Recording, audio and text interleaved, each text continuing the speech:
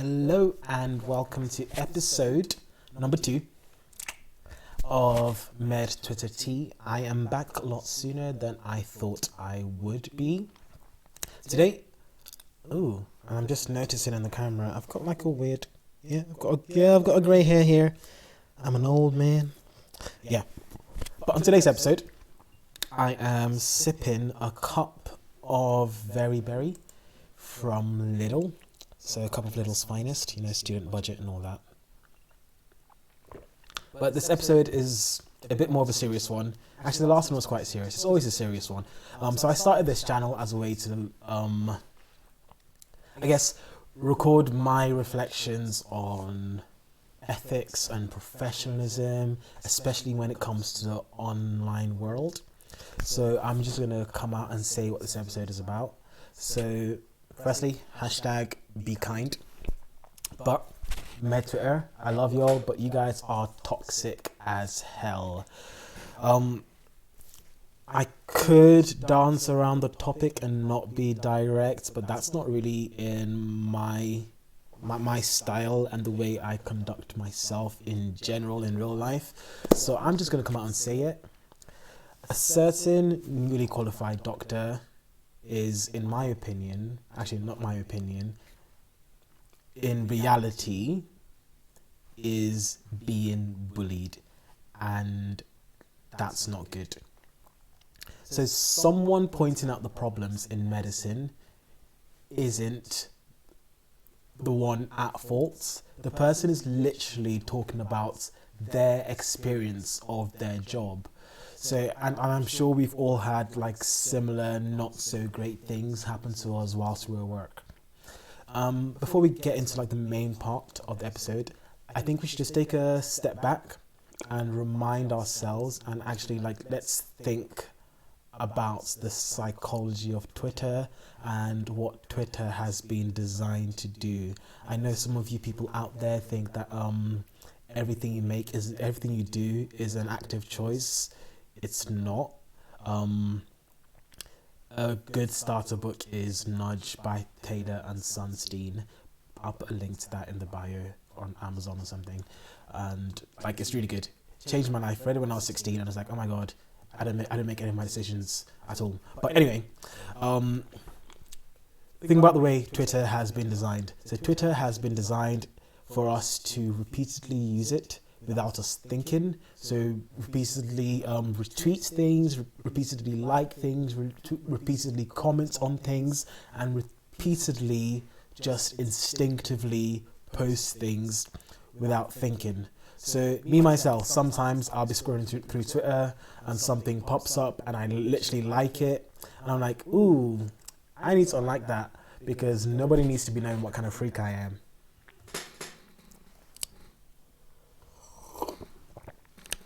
Yeah, so everyone has a thing that they instinctively tweet about. So Twitter is made up of very, very distinct communities that just always interacts with each other in this sort of weird bubble. And these different communities rarely actually intersect and interact with each other. So some people, their thing is anime. Some people's R&B music. My thing is RuPaul's Drag Race, apart from Canada's Drag Race, because that's medicine stuff and issues concerning black people, and that's the sort of things that I interact with, that I retweet, the sort of things that I like, because that's just my thing. And we all do these things instinctively, it's our brand. And not in a gross, I'm going to do this thing so that way I can become famous and make loads of money. Even people with 10 followers have their thing, their brand, right? So going back to the start and Med Twitter specifically, sometimes it's not always about positive discourse. I think it's a bit of a big ask to ask a junior.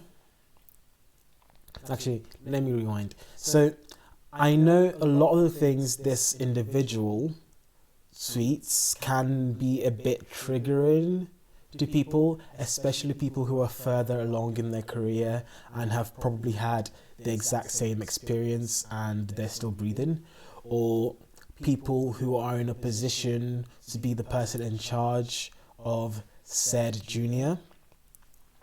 And what was I saying? So, and in that regard, I think it's a big ask to ask a junior or the people like going through that specific situation to be the person to notice the problem, be affected by the problem, and also have the onus on them to be the one to correct the problem, and also have to be the person who bites their tongue and pretends like nothing's happening.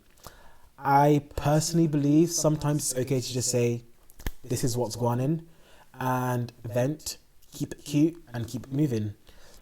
So this person's brand is clearly their experience as a newly qualified doctor, the difficulties they face.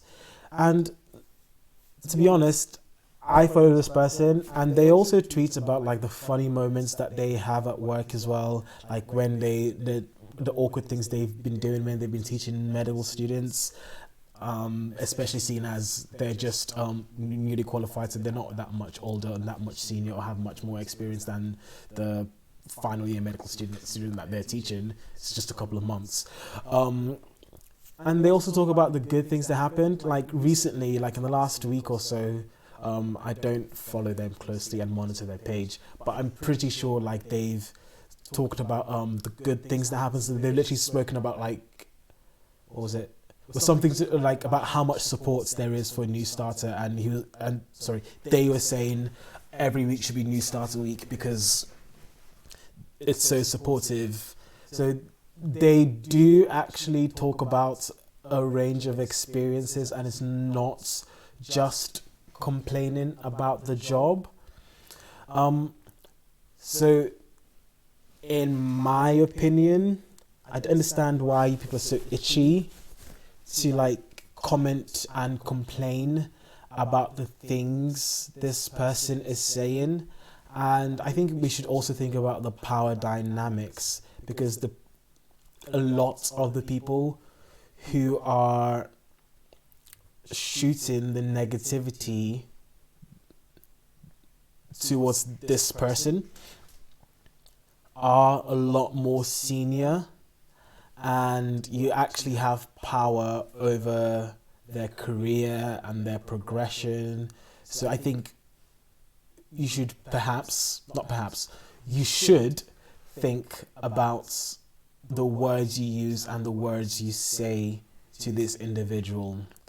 And to be honest, if you don't like the things this person says, you have many options. You have two main options, three options. You can either block this person, you can mute, or you can just leave Twitter.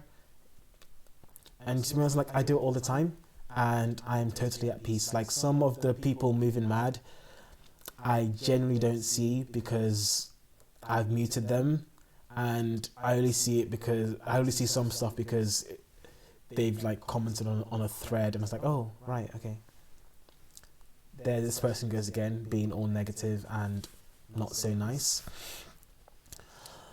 So yeah, I'm thirsty, I need to drink.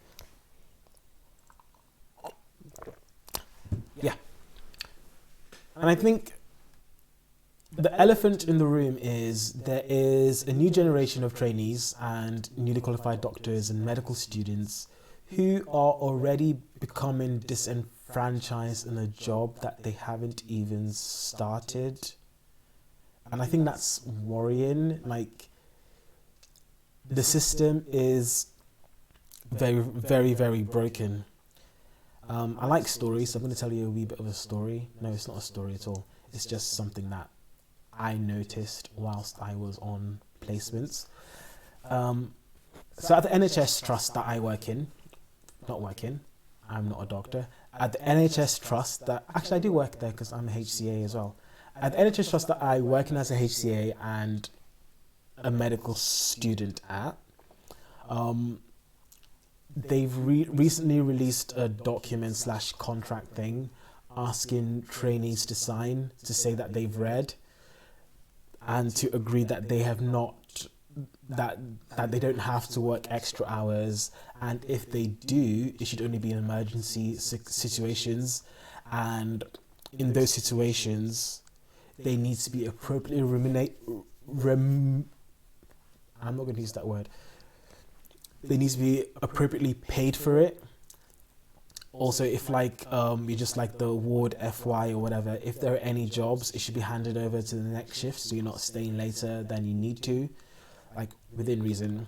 And if employees are repeatedly finishing late, the document literally says stuff about perhaps the staffing structure needs to be looked at. And I think this is a step in the right direction. But I think we need to be very, very honest. This is something that should have been happening anyway. Like, people shouldn't be killing themselves for a job.